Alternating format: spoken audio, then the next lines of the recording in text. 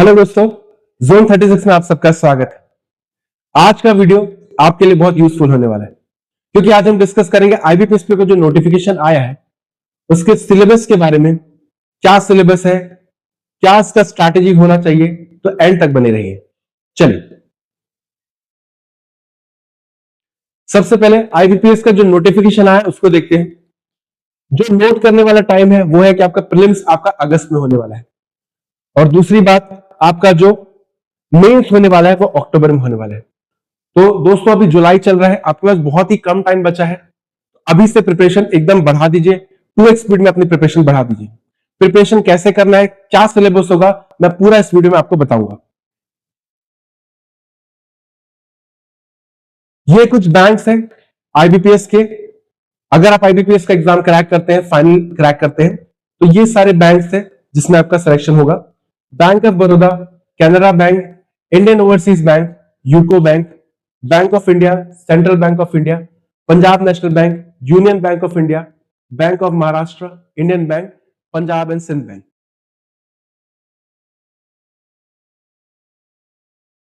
अभी मेन जो हमारा है प्रीलिम्स, उस प्रीलिम्स में 3 सब्जेक्ट होंगे, इंग्लिश, क्वांट और रीजनिंग।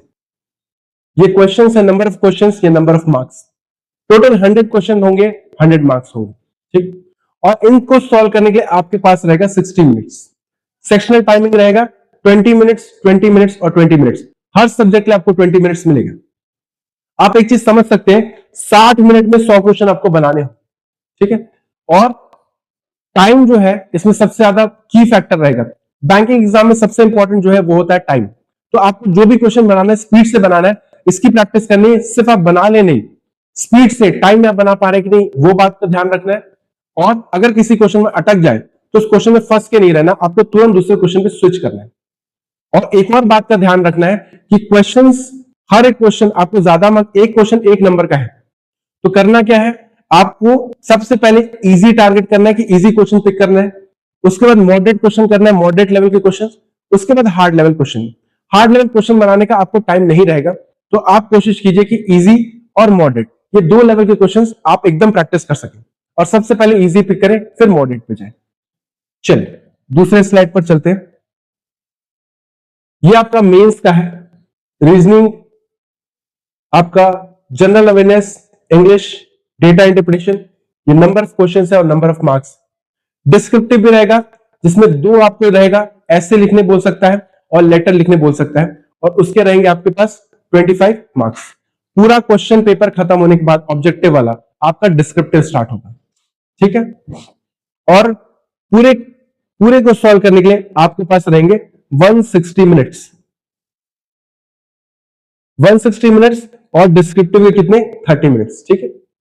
तो बहुत ही लंबा पेपर होगा, क्वेश्चन लेवल हार्ड होगा मेंस में, तो पिकिंग सबसे बड़ा की।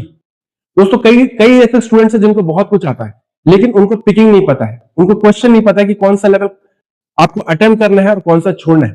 तो इस बात का ध्यान आपको बिल्कुल देना है और पूरे इस चैनल से आप बने रहिए, मैं बिल्कुल आपको बताऊंगा कि कैसे पिक करना है इजी टू मॉडरेट। चलिए दूसरे स्लाइड पर चलते हैं।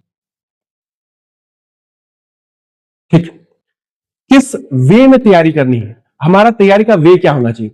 ऐसा नहीं कि कुछ भी हम क्वेश्चन बुक निकाले या कुछ भी पीडीएफ निकाले हम सॉल्व करें, नहीं। दोस्तों एक स्ट्रैटेजी होती है कि हम एक महीने का स्ट्रैटेजी लेके चलते हैं, एक हफ्ते का स्ट्रैटेजी लेके चलते हैं। आप जितना कम दिन को स्ट्रैटेजी लेके चले उतना अच्छा है। आप ऐसा सोचिए कि 4 दिन में मुझे ये कंप्लीट करना है, फिर अगले 4 दिन में ये करना है, तो जितना आप कम टाइम पीरियड रखेंगे उतना ज्यादा इफेक्टिव हो पाएंगे। होता क्या है, हम 1 महीने का टारगेट रखते हैं, बट वो 1 महीना फिर धीरे धीरे हमारा जो एनर्जी लेवल है वो डाउन हो जाता है। तो कोशिश कीजिए कि छोटे छोटे टारगेट्स रखिए, ठीक है। सबसे पहले आप अपना फाउंडेशन बनाइए, फाउंडेशन बनाइए, ठीक है। बैंक एग्जाम में बिल्कुल भी आपको ऐसा नहीं रहेगा कि कुछ रटना है, ऐसा कुछ नहीं। सारा चीज आपके फाउंडेशन के बेसिस पर रहेगा, कंसेप्ट के बेसिस पर रहेगा, ठीक है। जैसे मैथ्स का पेपर है तो आपका कैलकुलेशन स्पीड होना चाहिए, आपका फाउंडेशन कैलकुलेशन को लेके स्ट्रांग होना चाहिए, ठीक है। अरिथमेटिक के क्वेश्चंस है तो आपके कंसेप्ट्स आने चाहिए अरिथमेटिक के। डेटा इंटरप्रिटेशन तो वैसा ही होना चाहिए, उसी प्रकार से रीजनिंग और उसी प्रकार से इंग्लिश, ठीक है। तो इसको बिल्ड करने पे आप टाइम, सबसे पहले अगर आपका फाउंडेशन क्लियर नहीं है तो आप फाउंडेशन क्लियर करेंगे, उसके बाद अपने टॉपिक्स को स्ट्रॉन्ग करेंगे, ठीक। टॉपिक्स को कैसे स्ट्रॉन्ग करेंगे। सबसे ज्यादा मार्क्स के क्या आते हैं प्रीलिम्स में? सबसे ज्यादा मार्क्स क्या आते हैं आपको? Simplification, data interpretation, wrong number series और आपका क्वाड्रेटिक इक्वेशन, ये सारे मैथ्स के। रीजनिंग में मिसलेनियस आते हैं, आपका ब्लड रिलेशन हो गया, डायरेक्शन सेंस हो गया, ये सारे कुछ मिसलेनियस टॉपिक्स एंड पजल्स आते हैं। उसी प्रकार इंग्लिश में आरसी ज्यादा नंबर का आता है, क्लोज टेस्ट आता है, ग्रामर आता है। तो आपको ये सब टॉपिक्स जानने की क्या आता है आपको एग्जाम में क्या पूछा जा रहा है, उन सब टॉपिक्स में जिसमें आप वीक हैं उस पर आप और ज्यादा काम किए ताकि वो टॉपिक आपके स्ट्रांग हो सके जो कि एग्जाम में पूछा जा रहा है। ठीक, ये करने के बाद आपको फोकस करना है प्रीलिम्स पे। प्रीलिम्स निकालना है। और प्रीलिम्स कैसे निकालेंगे दोस्तों? प्रीलिम्स निकालेंगे मॉक टेस्ट देके। जब एक बार आपका सारा टॉपिक क्लियर हो जाएगा उसके बाद आपको लगाना है सिर्फ टेस्ट, क्योंकि सिर्फ आना इंपॉर्टेंट नहीं है, टाइम पे आना इंपॉर्टेंट है। ठीक है। और कई लोग बोलते हैं कि आप मेंस की तैयारी साथ में कीजिए। मैं बिल्कुल सही बात है कि मेंस की तैयारी साथ में करनी चाहिए, बट कुछ स्टूडेंट्स ऐसे हैं जिनका लेवल उतना ज्यादा नहीं है, तो मैं चाहूंगा कि वो पहले प्रीलिम्स का तैयारी, पहले प्रीलिम्स का बेस बना ले, उसके बाद ही मेंस का बेस बन सकता है। ये कभी नहीं हो सकता कि आपका प्रीलिम्स का बेस नहीं बना हुआ है और आप मेंस का बेस बना रहे हैं। ठीक है, कोशिश कीजिए साथ में तैयारी हो जाता वेल एंड गुड, लेकिन अगर नहीं भी हो रहा था पहले, सबसे पहले जितना जल्दी हो सके आप प्रीलिम्स का एक बेस बना लें, उसके बाद आप प्रीलिम्स और मेंस दोनों की तैयारी कर सकते हैं साथ। ठीक, तो जैसे ही आपका प्रीलिम्स का बेस बनता है आपको फिर फोकस करना है मेंस लेवल पे कि मेंस पे किस तरीके के सवाल आते हैं, मेंस का जो लेवल है वो क्या लेवल है। क्वेश्चंस को वक्त देना होता है मेंस में, प्रीलिम्स में स्पीड चेक किया जाता है और मेंस में आपका कंसेप्ट चेक किया जाता है। ठीक है, हर एक लेवल का अपना अपना डिमांड। ठीक, चलिए मेंस के बाद हम जाएंगे इंटरव्यू के प्रिपरेशन में। ठीक है, इंटरव्यू क्या है? एक पर्सनालिटी टेस्ट है कि आप कल को अगर ऑफिसर बनेंगे तो आप किस तरीके से बात करते हैं, आपका वे ऑफ कम्युनिकेशन क्या होना चाहिए। ठीक है, आप आंसर्स नहीं भी दे पा रहे हैं तो आप आंसर किस वे में नहीं दे पा रहे हैं, आप कैसे उसको डील कर रहे हैं, ये सारी चीजें हर एक लेवल पे आपसे टेस्ट कर ली जाएंगी। ठीक है, तो ये आपका एक सीक्वेंस होना चाहिए। चलो अब हम बात करते हैं जो हमारा अगस्त में एग्जाम है उसको हम कैसे डील करेंगे। प्रीलिम्स की स्ट्रैटेजी क्या होनी चाहिए? सबसे पहले प्रैक्टिस टॉपिक वाइज डेली। ठीक है, टॉपिक वाइज आप प्रैक्टिस कर सकते हैं। ठीक है, कैसे टॉपिक वाइज प्रैक्टिस कर सकते हैं? क्विज होता है टॉपिक वाइज, आप उसको लगा सकते हैं, या फिर आपको कोई भी एप्लीकेशन डाउनलोड कर लीजिए। चाहे मैं बोलूंगा कि अड्डा का एप्लीकेशन है, मैं किसी को प्रमोट नहीं कर रहा दोस्तों, बट जो मुझे लगता है कि वो अच्छा फील कराएगा आपको, जो लिटरली इंप्रूवमेंट कराया है, वो सब चीजों के बारे में बात कर रहे हैं हम यहाँ। तो अड्डा के जो क्विज आप बिल्कुल लगाइए। तो आप टॉपिक वाइज भी डेली प्रैक्टिस कर सकते हैं या तो आप मिसलेनियस भी प्रैक्टिस कर सकते हैं, है ना। जैसे रीजनिंग में आपको जरूरत नहीं है टॉपिक वाइज करने की, अगर बहुत वीक है तो आप कर लीजिए, बट अगर आपको लगता है कि ठीक ठाक है तो आप बिल्कुल मिसलेनियस क्विज लगाइए। ठीक, इस प्रैक्टिस के बाद आप वीकली मॉक टेस्ट लगाइए। मॉक टेस्ट सबसे ज्यादा इंपॉर्टेंट, क्योंकि उसी से आपको अपना हर चीज पता चलता है कि आप कहां वीक है। ठीक है, कहां आपकी वीकनेस है, क्या टाइम में कमी हो गई है, क्या एक्यूरेसी में कमी हो गई है, क्या क्वेश्चन पिकिंग करने में आपको कमी हो गई, ये सारा चीज आपका बताएगा मॉक टेस्ट। ठीक है, मॉक टेस्ट बहुत इंपॉर्टेंट है, लेकिन उसके पहले आपका बेसिक्स क्लियर होना चाहिए। ठीक है दोस्तों, चलिए मॉक टेस्ट लगाने के बाद आपको फोकस करना है जब आप एनालिसिस करेंगे कि आपको स्पीड और एक्यूरेसी, ये दो बातों का ख्याल रखना है कि आपकी स्पीड अच्छी होनी चाहिए और ऐसा नहीं होना चाहिए कि आप बहुत क्वेश्चन बनाने के बाद बहुत सारा क्वेश्चन गलत कर दे रहे हैं। हर क्वेश्चन आपको सही करने की कोशिश करनी है, क्योंकि नेगेटिव मार्किंग है 1/4। ठीक है, इसके बाद एनालिसिस पार्ट, जैसा कि मैंने बताया मॉक टेस्ट देने के बाद आपको उसकी एनालिसिस करनी है। एनालिसिस करनी है मतलब आपको देखना है कि कौन सा क्वेश्चन आप बना सकते थे बट आपने नहीं बनाया, या जिस क्वेश्चन को आपने बनाया तो गलत क्यों बनाया। ये सारी छोटी छोटी बातों का आपको ध्यान रखना है, ये एनालिसिस पार्ट कहलाता है। ठीक है, और इन चीजों को आप कैसे ठीक करेंगे, ये एनालिसिस पार्ट होता है, बहुत इंपॉर्टेंट पार्ट होता है। जितना इंपॉर्टेंट मॉक टेस्ट है उतना ही इंपॉर्टेंट एनालिसिस करना है। आप डेली अपनी वीकनेस को लिखिए कि मेरा ये वीकनेस है। ठीक है, चलिए मेंस में क्या करना है?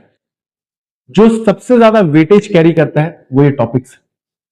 एडवांस लेवल डीआई मैथ्स में कुछ कुछ जगह पे ये भी नहीं दिया रहता है कि मैथ्स है क्वांटिटेटिव एप्टीट्यूड, सीधा लिखा रहता है मेंस में कि ये डेटा इंटरप्रिटेशन का सेक्शन है। तो आप समझ सकते हैं कि कितना इंपॉर्टेंट है। ठीक है, जब आप डीआई कर रहे हैं एडवांस लेवल पे तो आप कोशिश कीजिए हर टाइप का सॉल्व कर सकें, और ज्यादा से ज्यादा प्रीवियस ईयर का अगर आप पेपर सॉल्व कर पाए तो आप एक एग्जैक्ट लेवल में ही रहेंगे। ठीक है, तो आप एक काम कीजिए, प्रीवियस ईयर का पेपर उठाइए, डीआई देखिए मेंस का कैसे डीआई आते हैं, अलग अलग टाइप के बार चार्ट है, डबल फिगर वाले हैं कैसे आ रहे हैं, केस स्टडी डीआई कैसे आ रहे हैं, अरिथमेटिक डीआई कैसे आ रहे हैं, ये सारी चीज को आप नोटिस कीजिए और उस पर प्रैक्टिस कीजिए। ठीक, उसी तरह पजल्स, हालांकि मेन से पजल्स बहुत हार्ड आते हैं, हम पूरे पजल्स नहीं बना सकते, बट कुछ पजल्स बनाया जा सकता है। प्रैक्टिस पजल्स करना इसलिए इंपॉर्टेंट है मेंस में, क्योंकि पजल से जो आपका जो मेंटल लेवल है वो बहुत ज्यादा अच्छा होता है, आपका दिमाग खुलता है पजल करने से। तो भले आप एग्जाम में अटेम्प्ट करें ना करें मेंस में उतना ज्यादा पूरे क्वेश्चन, बट पजल्स आप प्रैक्टिस जरूर करेंगे। ठीक है, इंग्लिश में आरसी, पूरा इंग्लिश बैंकिंग का कॉम्प्रिहेंशन बेस्ड है। ठीक है, आप जितना जल्दी पढ़ पाएंगे और जितना जल्दी समझ पाएंगे, इसका मतलब आपका इंग्लिश अच्छा है। ठीक है, आप बिल्कुल ग्रामर की उतनी टेंशन मत लीजिए, ग्रामर को आप कोशिश कीजिए थोड़ा बहुत बेसिक्स पढ़िए और क्वेश्चंस के थ्रू प्रैक्टिस करिए। कई लोग ये गलती करते हैं कि वो रूल्स पढ़ते हैं, बहुत सारे रूल्स पढ़ लेते हैं, लास्ट में उनको याद नहीं होता। आप ये गलती मत कीजिए। ठीक, आप क्या कीजिए, सबसे पहले थोड़ा बहुत बेसिक्स जान लीजिए और उसके बाद आप क्वेश्चंस के थ्रू सीखने की कोशिश करेंगे तो बहुत जल्दी इंप्रूवमेंट होगी। क्योंकि ये चीज मैंने भी की है तो मैं चाहूंगा आप भी ये चीज करें। ठीक, मुझे इस चीज का फायदा मिला है। और आरसी, बिल्कुल आपको रीडिंग बरकरार रखना है, पूरे दिन में से आपको एक टाइम अलॉट करना है जिसमें आप न्यूज़पेपर जरूर पढ़ें। न्यूज़पेपर पढ़ना बहुत इंपॉर्टेंट है और द हिंदू ही मैं प्रेफर करूंगा, क्योंकि द हिंदू का जो लैंग्वेज है वो बहुत अच्छा है, वो बहुत स्टैंडर्ड का है। ठीक है, द हिंदू पढ़े और द हिंदू पढ़ने के बाद आपको खुद डिफरेंस फील होगा, आज नहीं तो एक महीने बाद, बट श्योरली आप बोलेंगे कि बिल्कुल मेरा कॉम्प्रिहेंशन अच्छा है। चलिए नेक्स्ट स्लाइड पे चलते हैं।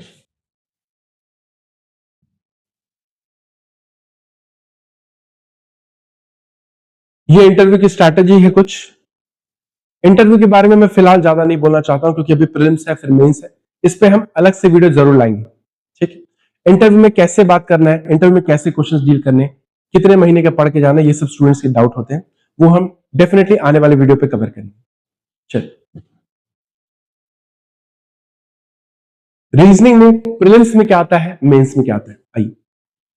प्रीलिम्स में मिसलेनियस क्वेश्चंस और पजल्स, जिसमें से इनइक्वालिटी, सिलोगिज्म और ब्लड रिलेशन ज्यादातर देखा गया। अगर मैं बोलूं तो इसमें एक और चीज ऐड हो जाएगी जो कि डायरेक्शन है। Direction, blood relation, syllogism, inequality बहुत इंपॉर्टेंट टॉपिक्स है दोस्तों, और उससे भी ज्यादा इंपॉर्टेंट है पजल्स, क्योंकि मैक्सिमम वेटेज प्रीलिम्स में पजल्स का ही है। ठीक है, मेंस में उतना ज्यादा पजल नहीं भी बनाएंगे तो चलेगा, लेकिन प्रीलिम्स में आपको पूरा पजल बनाना ही पड़ेगा, आपको पजल्स पे बहुत ज्यादा प्रैक्टिस करना ही पड़ेगा, वरना पेपर छूट सकता है, पेपर आपका खराब हो सकता है। ठीक, उसी प्रकार मेंस में इनपुट आउटपुट बहुत ज्यादा वेटेज रहता है। इनपुट आउटपुट लास्ट ईयर मुझे याद है इनपुट आउटपुट आपके 10 मार्क्स का आया था, आप लास्ट ईयर का क्वेश्चन पेपर देख सकते हैं। तो कुछ बच्चों से बना था, कुछ से नहीं बना था, तो जिनका बना वो 10 मार्क्स के एज पे थे। आप समझिए कितना इंपॉर्टेंट है। ठीक, तो इनपुट आउटपुट है, क्रिटिकल रीजनिंग है। कई लोग बोलते हैं कि क्रिटिकल रीजनिंग नहीं बनाना चाहिए, बट क्रिटिकल रीजनिंग का जो वेटेज है वो बहुत ज्यादा है दोस्तों, वो 8 से 10 नंबर का क्रिटिकल वेटिंग है। क्रिटिकल रीजनिंग 8 से 10 नंबर का है, 8 से 10 नंबर यूं ही नहीं होते। तो हो सकता है हम पूरे ना बनाए, बट कुछ क्वेश्चन बिल्कुल बनाएंगे। हम देखेंगे कहां पे हमारी एक्यूरेसी आ रही है, उस टाइप के क्वेश्चंस बनाएंगे। स्टेटमेंट, स्टेटमेंट कॉज, है ना, cause effect, statement assumption, statement inference. तो हम एक टाइप देख लेंगे जब हम बना रहे तो हाँ ये टाइप का जो क्वेश्चन है ये मैं सही करता हूं, तो जब एग्जाम में आएगा तो आप वो क्वेश्चन पिक कीजिए, और जिस टाइप के आप गलत करें वो टाइप का ना पिक कीजिए। ठीक है, एक्यूरेसी बहुत हिलता है इसमें, एक्यूरेसी का बहुत इशू होता है। ठीक है, तो क्रिटिकल रीजनिंग इसलिए मना किया जाता है, बट अगर 8 में से अगर 3-4 भी बना पा रहे हैं तो बहुत अच्छी बात है। ठीक, और बिल्कुल ज्यादा नंबर का आता है क्रिटिकल रीजनिंग। और उसके बाद क्या है, पजल। पजल दोस्तों प्री में भी इंपॉर्टेंट है, मेंस में भी इंपॉर्टेंट है। एटलीस्ट 2 पजल आप मेंस में जरूर बना सकते हैं, बनाने लायक आपके पास 2 पजल रहेगा। बाकी पजल्स, कुछ पजल्स बनाने लायक नहीं रहेंगे, बट आप कोशिश करना कि 2 पजल आप ढूंढ पाओ मेंस। ठीक, चलिए इसके बाद हम बात करते हैं क्वांटिटेटिव एप्टीट्यूड। प्रीलिम्स में आपको जो सबसे ज्यादा फोकस करना है मैं बताता हूं, यहां पे लिखा है टॉपिक से सिंप्लीफिकेशन, अरिथमेटिक, डीआई। बात सही है, अरिथमेटिक भी इंपॉर्टेंट इस वजह से है क्योंकि आईबीपीएस में कभी कभार ऐसा होता है कि क्वेश्चंस सिंप्लीफिकेशन बहुत कम देते हैं, नंबर सीरीज कभी देते हैं कभी नहीं देते, किसी किसी सेक्शन किसी किसी शिफ्ट में ऐसा होता है। तो अरिथमेटिक अगर आपको पता होगा और अगर अरिथमेटिक इजी आ गया तो आपका एडवांटेज होगा, समझ रहे। आप ऐसे सोच के जाते हैं, कई स्टूडेंट्स ऐसे हैं जो अरिथमेटिक प्रीलिम्स से पढ़ते ही नहीं, वो सिर्फ number series, data interpretation, simplification, quadratic equation करते हैं और चले जाते हैं। बट होता क्या है, पीओ के पेपर में ये सब चीज उसको उनको पता है कि ये सब चीजें से ही स्टूडेंट स्कोर करता है, तो पीओ के पेपर में वो स्कोर नहीं कर पाएंगे, वो रोकेंगे आपको। ठीक है, तो अगर आपका अरिथमेटिक के सारे टॉपिक्स क्लियर होंगे और इजी क्वेश्चंस आपको 4-5 दिख जाएंगे तो बिल्कुल आपका एज होगा। ठीक है, तो अरिथमेटिक्स के बेसिक बेसिक क्वेश्चन जरूर देख सकते हैं प्रीलिम्स में। सिंप्लीफिकेशन बहुत इंपॉर्टेंट है, क्योंकि सिंप्लीफिकेशन मतलब कैलकुलेशन है। Simplification, approximation, number series, quadratic, data interpretation, even arithmetic में भी कैलकुलेशन का काम है और एग्जाम में 5 नंबर का आता ही है मिनिमम पीओ में। और उससे भी ज्यादा इंपॉर्टेंट है डेटा इंटरप्रिटेशन। मैं बोल रहा हूं मार्क करके रख लीजिए, डीआई आप जितना स्ट्रॉन्ग रखेंगे प्रीलिम्स और मेंस दोनों के लिए, उतना आपका मैथ्स अच्छा होगा।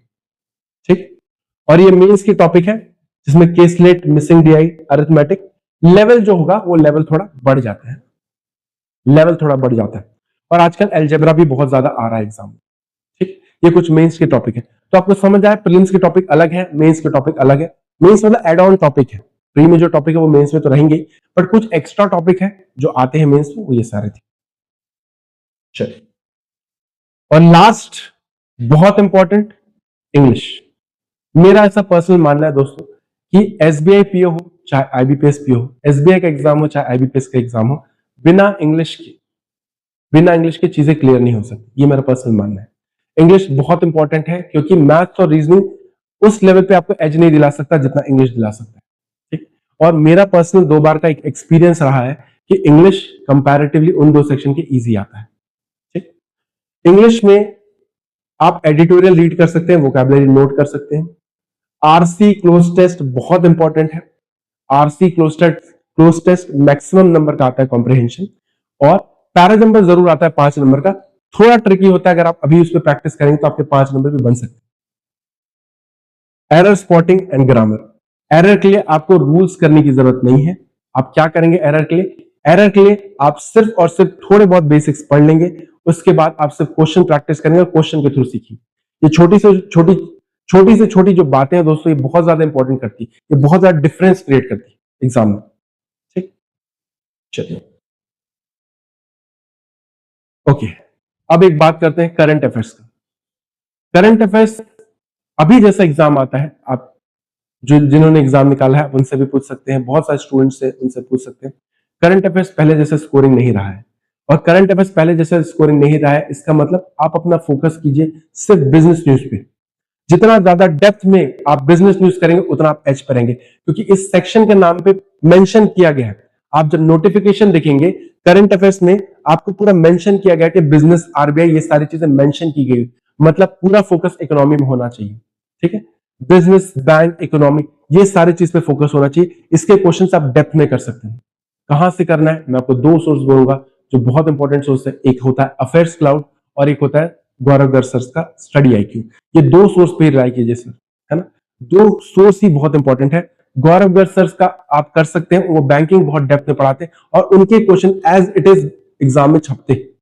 आप जो भी स्टूडेंट से बात करेंगे वो बोलेंगे कि सर का एज इट इज आता है। तो कई लोग को पढ़ के नहीं होता तो वीडियो के थ्रू कर सकते हैं, कई लोग को वीडियो के थ्रू नहीं हो सकता तो पढ़ के कर सकते हैं, बट आप इन्हीं 2 सोर्स पे रिलाय कर सकते हैं। चलिए,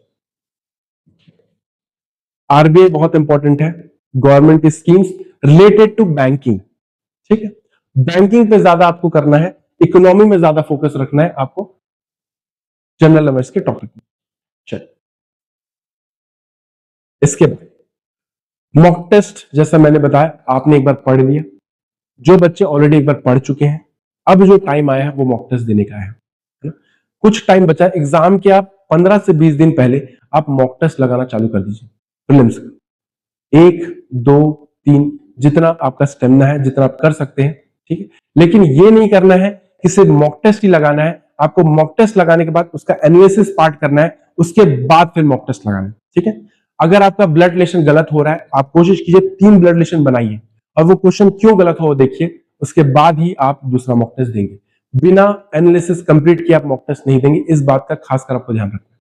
ठीक, कितना लगाना है आपकी जितनी मर्जी आप लगा सकते हैं, जितना आपके पास वक्त है, बट एनालिसिस के बाद ही लगाना है। कई लोग अपना अपना शेड्यूल के हिसाब से लगाते हैं, आप दिन में 2 लगा सकते हैं, दिन में 1 लगा सकते हैं, आपकी मर्जी, ठीक, बट लगाना इंपॉर्टेंट है। चल, फाइनल टिप्स। देखिए दोस्तों, मैं आपको बताऊंगा, मेरे खुद के जो एग्जाम है वो पहले नहीं निकलते थे, बट जब से मैंने कुछ कुछ चीजों को थोड़ा अपने अंदर चेंजेस लाया, तो मेरा आरआरबी पीओ भी निकला, आईबीपीएस पीओ भी निकला, आईबीपीएस पीओ का मेंस निकला, आरआरबी पीओ का मेंस निकला, इस बार भी निकला आईबीपीएस, पिछले बार मतलब 2024 का आईबीपीएस पीओ का मेंस निकला, 2023 का आईबीपीएस पीओ का मेंस निकला, आरआरबी पीओ का मेंस निकला। तो ये क्यों हुआ? क्योंकि कुछ बातें हैं जो हम लैक करते हैं, हमें पता नहीं रहती। तो मैं चाहूंगा कि आप पहली बात तो कंसिस्टेंट रहे, बिल्कुल भी बैंकिंग का जो एग्जाम दे रहा है एक दिन भी बहुत भारी है, आप कंटिन्यू पढ़ेंगे, ठीक है, एक दिन का भी जो मिस होता है वो आपको बहुत नीचे ले जाता है, ठीक है, आप कंसिस्टेंट रहेंगे, भले आप कम पढ़ेंगे, सब एक साथ पढ़ने की जरूरत नहीं है, आप थोड़ा थोड़ा करें, वो थोड़ा थोड़ा ही मैजिक क्रिएट करता है, वही डिसिप्लिन है दोस्तों, ठीक। Stay updated and stay focused. Stay updated means जो क्वेश्चन का लेवल क्या है, हम उस लेवल पे प्रैक्टिस कर रहे हैं कि नहीं, वो चीज पे और फोकस रखना है, ठीक है। और क्वेश्चन का लेवल वो है कि नहीं, कैसा पता चलेगा? प्रीवियस ईयर के क्वेश्चन पेपर आप देखिए, वो लेवल चेक कीजिए, उसके हिसाब से आप मॉक टेस्ट सेलेक्ट कर सकते हैं। एक मॉक टेस्ट जो मैं पर्सनली बिल्कुल आपको बोलूंगा, सजेस्ट करूंगा, that is practice mock. Practice mock का जो लेवल है वो एग्जाम के लेवल से थोड़ा हाई है, बट वो करने से आपका मेंटल जो टफनेस है वो बहुत अच्छा हो जाता है, ठीक। चलिए, and most important thing, that believe in yourself. अगर आप खुद पे बिलीव नहीं करेंगे कि मैं कर सकता हूं, तो आप इंप्रूवमेंट ही नहीं कर पाएंगे। एग्जाम निकालना तो बात की बात है, आप टारगेट रखिए, मैं एग्जाम निकालूंगा, थोड़ा बहुत छूट जाते हैं अगर कुछ, कोई बात नहीं, बट बिलीव करना है, 100% कन्विक्शन के साथ आपको बिलीव करना है कि आपका एग्जाम निकलेगा, क्योंकि आपके पास राइट गाइडेंस है, क्योंकि आप मेहनत कर रहे हैं, ठीक है, क्योंकि आप अपनी कमियों को देख रहे हैं और कमियों का सुधार कर रहे हैं, तो कोई रीजन ही नहीं छोड़ना है आपको कि आपका सिलेक्शन नहीं हो, ठीक है। इस चैनल पे सारी बातें, जो भी स्टूडेंट्स के डाउट होते हैं, इस चैनल पे बिल्कुल कंटिन्यू रहेगा, सीरीज के फॉर्म पे रहेगा, बीच बीच में आपको बिल्कुल एक वीडियो रहेगा, एज अ सपोर्ट रहेगा, असिस्ट रहेगा, इस चीज के थ्रू, इस चैनल के थ्रू, ठीक। तो बिल्कुल ऑल द बेस्ट आप सबको आईबीपीएस पीओ के लिए, और बहुत कड़ी मेहनत से लगे रहिए और कंटिन्यू रहिए, कंसिस्टेंट रहिए, फोकस रहिए, ठीक। तो हमारे चैनल की तरफ से, जोन 36 की तरफ से आप सबको आईबीपीएस पीओ की ऑल द बेस्ट।